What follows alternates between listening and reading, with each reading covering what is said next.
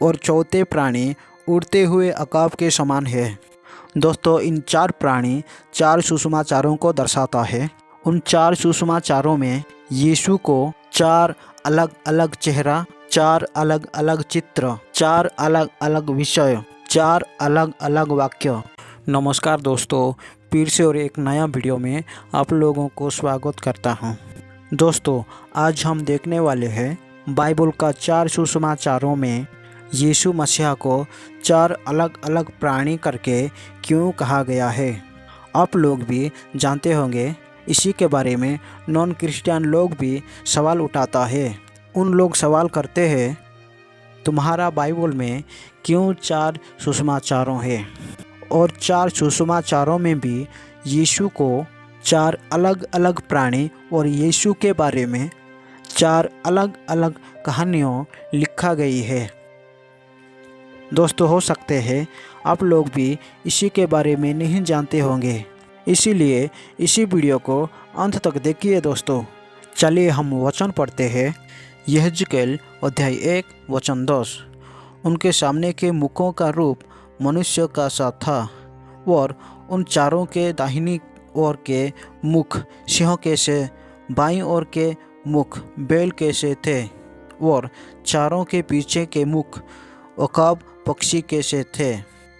इसी में यहेजकेल ने एक दर्शन देख रहा है और एक प्राणी दिखाई जा रहा है। उन प्राणी में चार अलग अलग मुखों हैं और उन मुखों में अलग अलग स्वरूप है। हम नया नियम में देखेंगे तो यूहन्ना ने प्रकाशित वाक्यों में सेम उसी दर्शन को ही देख रहा है। प्रकाशित वाक्य अध्याय 4 वचन 7। पहला प्राणी सिंह के समान है और दूसरा प्राणी बछड़े के समान है। तीसरा प्राणी का मुंह मनुष्य का सा है और चौथे प्राणी उड़ते हुए अकाब के समान है। दोस्तों, इन चार प्राणी चार सुसमाचारों को दर्शाता है। उन चार सुसमाचारों में यीशु को चार अलग अलग चेहरा, चार अलग अलग चित्र, चार अलग अलग विषय, चार अलग अलग वाक्य, चार अलग अलग वंशावली कहा गया है और चार अलग अलग ऑडियंस के लिए लिखा गया है। ऐसा नहीं है कि उन चार सुसमाचारों को अचानक लिख दिया गया। अचानक नहीं, वह पहले से ही तय किया गया था। विषय है, यीशु को चार सुसमाचारों में चार अलग अलग प्राणी करके दर्शाया गया है। चलिए दोस्तों, हम शुरू करते हैं। मत्ती लिखित सुसमाचार। मत्ती लिखित सुसमाचार को मत्ती ने लिखा है। वह एक यहूदी व्यक्ति था। मत्ती के किताब में मत्ती ने यीशु का चेहरा को लाइन एक शेर करके दिखाते हैं। मत्ती का किताब में यीशु का चेहरा एक शेर करके दिखाया जा रहा है। यीशु यहूदा वंश का एक शेर है। वचन में लिखा है, प्रकाशित वाक्य अध्याय 5 वचन 5 में, इस पर उन प्राचीनों में से एक ने मुझसे कहा, मत रो, देखो यहूदा के गोत्र का वह सिंह जो दाऊद का मूल है, उन पुस्तकों को खोलने और उसकी सातों मोहरें तोड़ने के लिए जयवंत हुआ है, और उनका चित्र को सार्वभौम राजा किया गया है।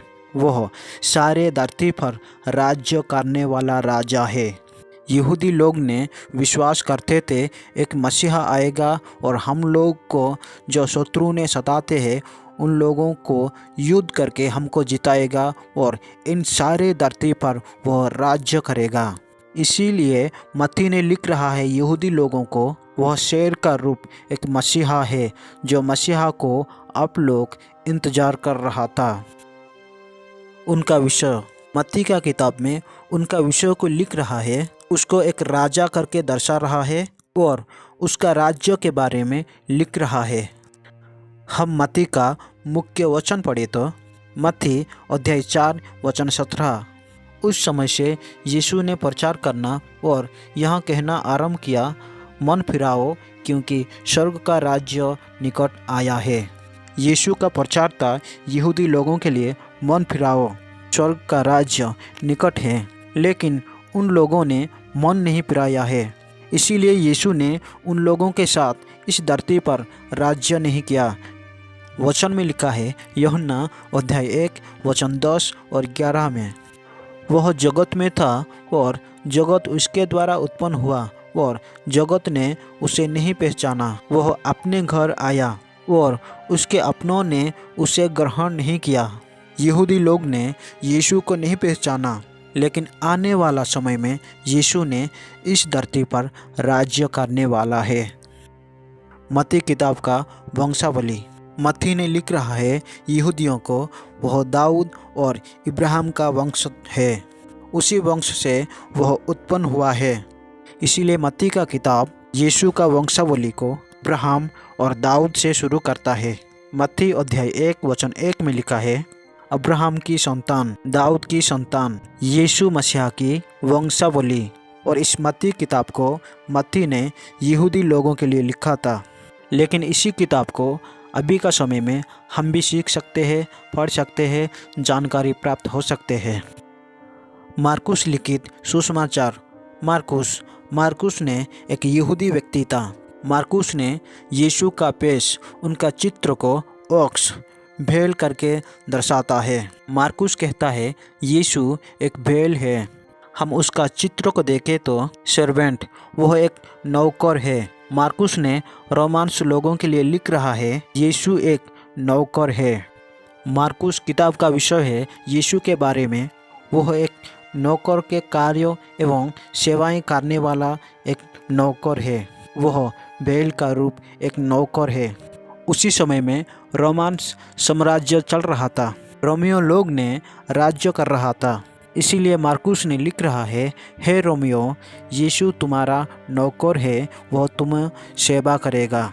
और इसी मार्कुस का मुख्य वचन है मार्कुस अध्याय 10 वचन 45, क्योंकि मनुष्य का पुत्र इसीलिए नहीं आया कि उसकी सेवा टहल की जाए, पर इसलिए आया कि आप सेवा टहल करें और बहुतों की चुनौती के लिए अपना प्राण दे। और इसका वंशावली को देखें तो कोई भी वंशावली नहीं है, क्योंकि भेड़ का कोई वंशज नहीं होता है। नौकर का उनका वंशावली से कुछ लेना देना नहीं होता है। सिर्फ वह काम कर लिया, बस हो गया।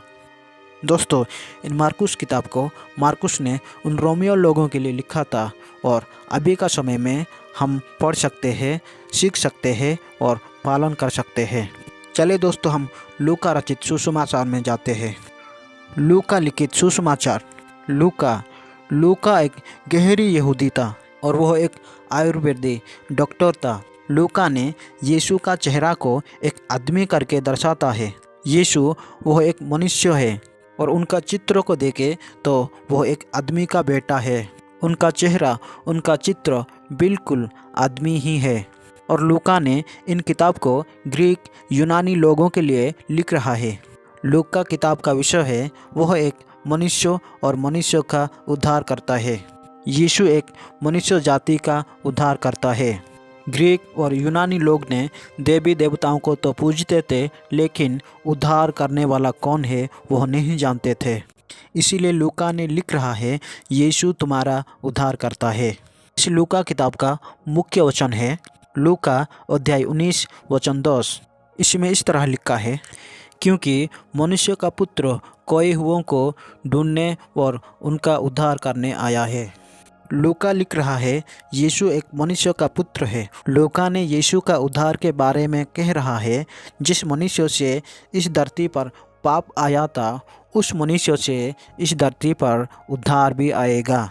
क्योंकि मनुष्य ने पाप किया, उन मनुष्य का पुत्र उद्धार करेगा। इसी में यीशु का वंशावली को आदम का वंशावली कहा गया है। लूका अध्याय 3 वचन 38 से 23 तक उल्टा देखे तो वह आदम का वंशावली है। दोस्तों, इसी वचन को ग्रीक और यूनानी लोगों के लिए लिखा गया था, लेकिन अभी भी हम पढ़ सकते हैं, सीख सकते हैं। यूहन्ना लिखित सुसमाचार। यूहन्ना एक यहूदी व्यक्ति था। यूहन्ना ने यीशु का चेहरा को ईगल, उकाब पक्षी के रूप से दर्शा रहा है। यीशु वही है जो उकाब पक्षी है, जो कि सबसे ऊपर उड़ने वाला है। वह पक्षियों में से एक लौता राजा है। और यीशु का चित्र को यूहन्ना ने दिखा रहा है, वह परमेश्वर का पुत्र है। और इसी किताब को सारे पृथ्वीवासियों के लिए लिख रहा है। इस किताब का विषय है यीशु ने परमेश्वर का प्रकाशन और परमेश्वर का जीवन है। वह उकाब पक्षी के रूप में परमेश्वर का पुत्र है और इन सारे धरती का वह ज्योति है और जीवन है। इस किताब का मुख्य वाक्य यूहन्ना अध्याय 20 वचन 31, परंतु ये इसलिए लिखा गया है कि तुम विश्वास करो कि यीशु ही परमेश्वर का पुत्र मसीहा है और विश्वास करके उसके नाम से जीवन पाओ। यूहन्ना ने इन सारी पृथ्वी का लोगों को एक संदेश दे रहा है कि यीशु परमेश्वर का पुत्र है, उन पर विश्वास करो और जीवन पाओ। इसी पुस्तक का वंशावली, इस यूहन्ना पुस्तक में यीशु मसीह का वंशावली, यूहन्ना अध्याय 1 वचन 1 और 14 पद। आदि में वचन था और वचन परमेश्वर के साथ था और वचन परमेश्वर था और वचन देहधारी हुआ और अनुग्रह और सच्चाई से परिपूर्ण होकर हमारे बीच में डेरा किया और हमने उसकी ऐसी महिमा देखी जैसी पिता के एकलौता की महिमा। यूहन्ना लिख रहा है यीशु ने परमेश्वर का वंशज है, वह एक परमेश्वर का लौता बेटा। बाइबल के इन 4 सुसमाचारों को लिखा जाने का कारण था यहूदी, रोमियो, ग्रीक और यूनानी सारी पृथ्वी का लोग जान सके कि यीशु ही मसीहा है और वह हम सब के लिए ज़रूरत है। दोस्तों, वीडियो को लाइक करिए, कमेंट करिए। अगर इसी चैनल में नया है तो सब्सक्राइब करिए और इसी वीडियो को अपने दोस्तों से शेयर करिए ताकि उन लोग भी जान सके कि 4 सुसमाचारों में यीशु को क्यों 4 अलग अलग प्राणी करके दर्शाया गया है।